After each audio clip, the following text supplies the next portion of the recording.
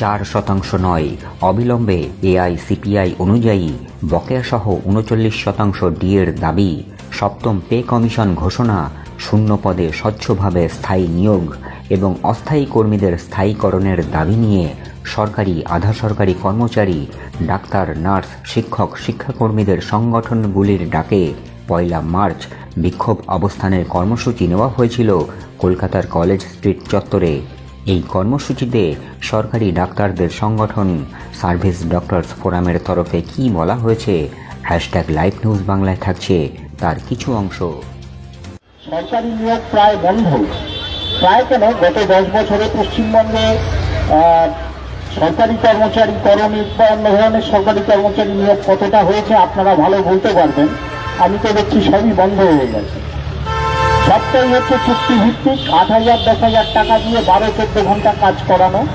সে 14 একদম ওপর থেকে নিচে পর্যন্ত, একদম অফিসার র্যাঙ্ক WBCS লেভেলের নিচের থেকে একদম আমাদের হাসপাতালে তো আমরা দেখছি এই কর্মবন্ধু বা জিডিএ কোথাও কোথাও 70-80% শূন্য পদ। আমরা রিসেন্টলি RTI করেছিলাম, RTI জবাবটা ওরা দিতে বাধ্য হয়েছে।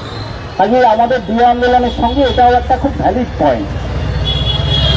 দ্বিতীয় কথা যেটা আমার একদম প্রথম বক্তা যেটা শুভেন্দুবাবু বলেছিলেন, যে কোনো আন্দোলনকে শাসক ভয় পায় না যদি তার মধ্যে একটা ন্যূনতম নৈতিক চরিত্র না থাকে। এটা আমাদের মনে রাখতে হবে। এই আন্দোলনটা কিন্তু প্রায় কম বেশি 22 সাল থেকে চলছে, বিভিন্ন ফর্মে, বিভিন্ন মঞ্চের অ্যামালগামেশনের মধ্যে দিয়ে, কিন্তু বিশেষ কিছু কারণে কিন্তু সেই আন্দোলনটা ঝিমিয়ে গেছে। আমরা এই কটি সংগঠন চেষ্টা করে গেছি এবং আবার এটাকে রিভাইভ করার দিকে অনেকটাই এগিয়েছি। আশা করছি এই বছরের মধ্যে এই আন্দোলনটাকে একটা নির্দিষ্ট উচ্চতায় নিয়ে যেতে পারবে। কিন্তু আন্দোলন সফল করতে গেলে যে 2 বা 3টে জিনিস দরকার, একটা হচ্ছে ন্যূনতম একটা নৈতিক আমাদের মান কিন্তু রাখতে হবে।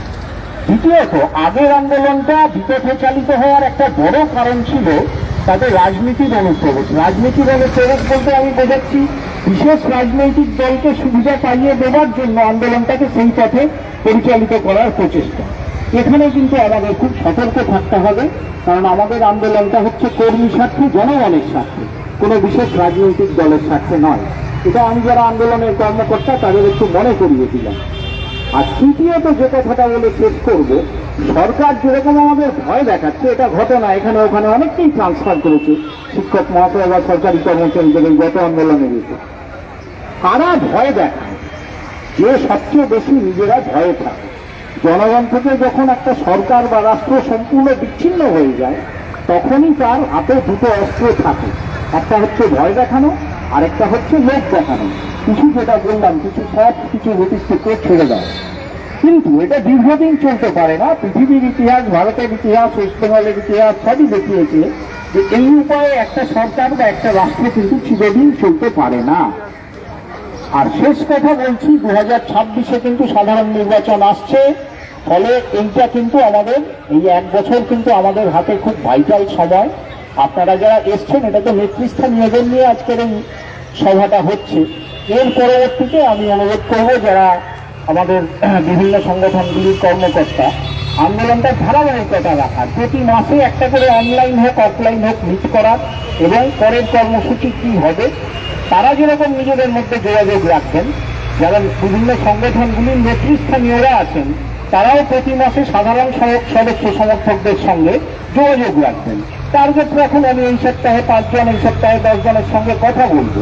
দরকার হলে একটা লিফলেট বার করা হোক, লিফলেটটা নিয়ে সাধারণ সদস্য সমর্থকদের মধ্যে যাওয়া হোক। এই কটা কথা বলেই আমি বক্তব্য শেষ করব। আমার ধারণা আন্দোলনের অবজেক্টিভ পরিস্থিতি, বস্তুগত পরিস্থিতি কিন্তু খুব ভালো জায়গাতে আছে। এটাকে সাবজেক্টিভ বা বিষয়গত জায়গা থেকে যদি আমরা ইনপুট করতে পারি, তাহলে এই আন্দোলন সফল না হওয়ার কিন্তু কোনো কারণ আমি দেখতে পাচ্ছি।